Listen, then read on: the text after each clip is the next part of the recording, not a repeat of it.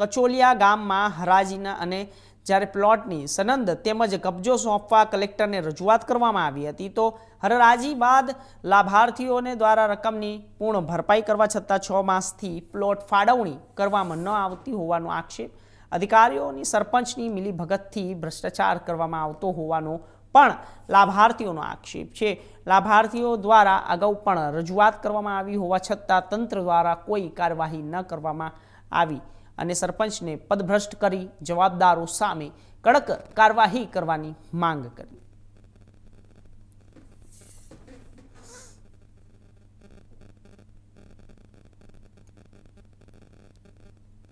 મારું નામ કાંતિભાઈ કાંજીભાઈ, અમે સૌ ગામજનો કચોલિયા ગામ પાટડી તાલુકાના કચોલિયા ગામના સુરેન્દ્રનગર જિલ્લાના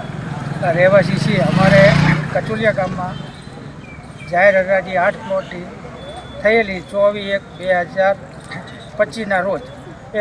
એમાં બધા લોકોએ ગામના જે લાભ મળતો હતો એ ભાગ લીધેલો હતો, પરંતુ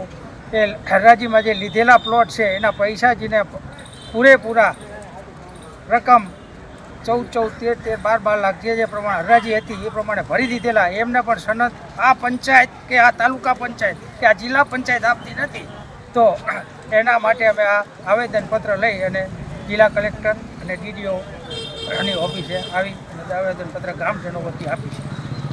જય ભારત। અમારું ગામ કચોલિયા, તાલુકો પાટડી, જિલ્લો સુરેન્દ્રનગર,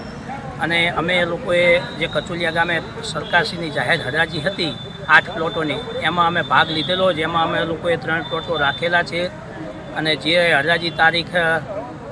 24/1/2025ના રોજ હરાજી રાખવામાં આવેલી અને ત્યાં હરાજીમાં દરેક પોલીસ પ્રોટેક્શન પણ હાજર હતું અને દરેક અધિકારીઓ હાજર હતું અને લાઈવ વિડીયો રેકોર્ડિંગ પણ કરેલું છે, છતાં પણ આજ દિવસ સુધી અમને હરાજીની સનદ કે કબજા આપવામાં આવેલ નથી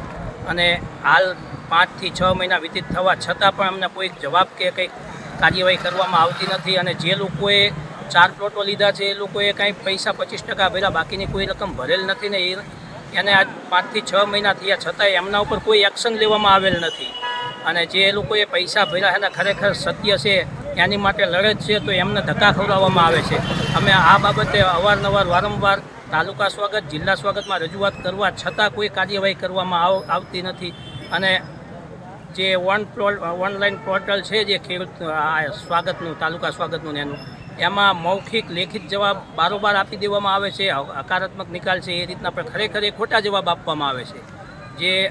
જેના લીધે આજ રોજ અમે આ કલેક્ટર સાહેબશ્રી તથા જિલ્લા વિકાસ અધિકારી સાહેબશ્રીને આવેદનપત્ર આપવા આવ્યા છીએ અને આના માટે બને એટલી ઝડપી અમને સનદ અને કબજા અપાવવામાં આવે। જો એમ કરવામાં નહીં આવે તો ના છૂટકે અમારે કોર્ટ અથવા